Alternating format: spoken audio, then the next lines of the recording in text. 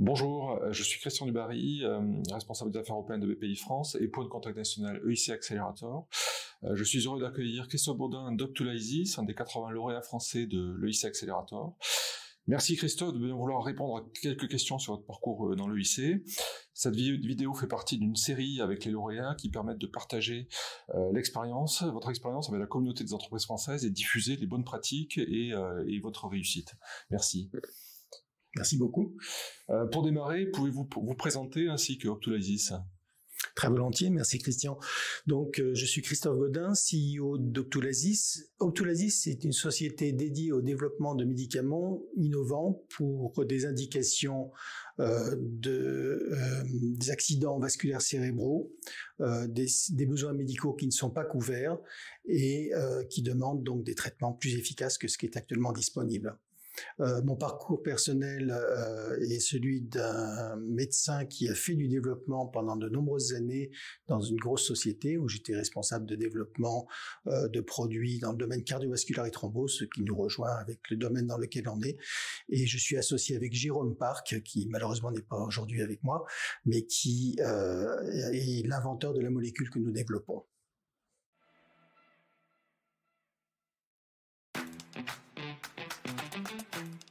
Pourquoi votre entreprise a-t-elle demandé un financement auprès de l'EIC Accelerator et quels principaux avantages pourriez-vous décrire au sein du programme? La raison pour laquelle nous avons fait appel à cette option est le fait que notre développement est celui d'une molécule recombinante, ce qui demande un développement préclinique assez lourd avant d'atteindre les points d'inflexion et de valorisation de la compagnie. Donc ce support était pour nous quelque chose d'essentiel, qui a en plus l'avantage d'une flexibilité importante et l'avantage de la combinaison de support sous forme de subvention associé à un support sous forme de capital qui permet de donner une incitation supplémentaire aux investisseurs auxquels nous faisons appel maintenant.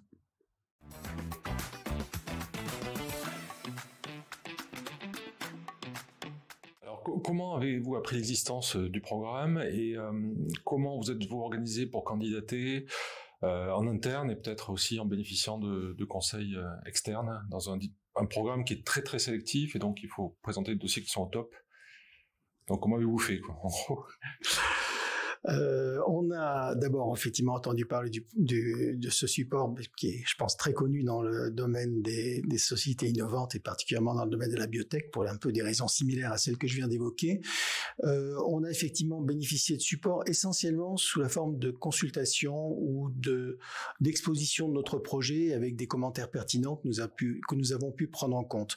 En l'occurrence, nous avons soumis notre dossier, celui qui a été sélectionné, sur une plateforme, donc c'est quelque chose que nous avons réalisé par nous-mêmes, mais nous avons pris en compte tous ces commentaires, et notamment les commentaires du PCN, et ceci nous a permis de construire un dossier qui prend en compte non seulement la dimension scientifique, mais toutes les dimensions attendues en termes de valorisation, de valeur commerciale, tous ces aspects-là qu'il faut prendre en compte et qui donnent aussi suffisamment de maturité au projet pour pouvoir atteindre la sélection dont nous avons bénéficié.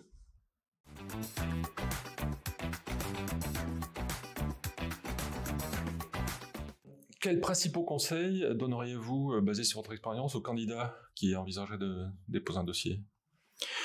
Mes conseils viendraient de ce que j'ai évoqué tout à l'heure, qui est la maturité du projet. C'est important effectivement d'aller au-delà de l'aspect d'innovation pure, de vraiment mettre en valeur tout l'aspect de valorisation, tout l'aspect de propriété industrielle, de valeur commerciale future, les points d'inflexion qui sont à prendre en compte pour ce projet. Tous ces éléments-là font vraiment partie de la soumission du projet. C'est quelque chose qu'il faut vraiment prendre en compte de façon sérieuse. Je pense qu'en prenant en compte en fait les commentaires que nous avons eus, et c'est quelque chose que je donnerais comme conseil aussi, c'est de le prendre vraiment à part entière pour faire évoluer le projet, pour donner cette valeur au projet que nous cherchons à développer, et non pas simplement de retranscrire le projet tel qu'il est, mais vraiment de faire évoluer le projet à travers cette soumission.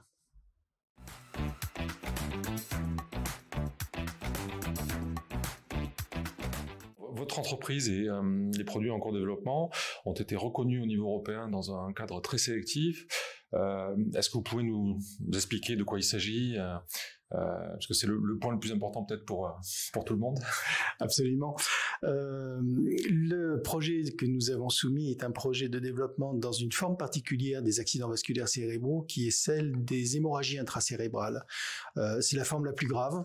Il n'y a absolument aucun traitement disponible chez ces patients. Elle est consécutive à la rupture d'un vaisseau à l'intérieur du cerveau qui conduit à la formation d'un lac sanguin, d'un hématome à l'intérieur de la tête, dans un espace qui est limité par le crâne. Et tout cela conduit à une surpression au niveau intracrânien, à la présence d'éléments sanguins en contact avec le tissu cérébral, ce qui n'est pas approprié.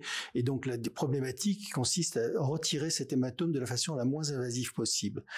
Ce que notre produit propose est de pouvoir, par une administration locale, par un fin cathéter, c'est quelque chose que tout neurochirurgien est capable de faire, d'administrer le produit à l'intérieur du cerveau, là où se trouve l'hématome, de façon à ce qu'on appelle liser, c'est-à-dire reliquéfier cet hématome pour qu'il puisse s'évacuer de façon non invasive à travers le cathéter qui a été utilisé comme par un drain chirurgical. Et c'est cette technologie que nous proposons qui permettra d'améliorer le pronostic de ces patients.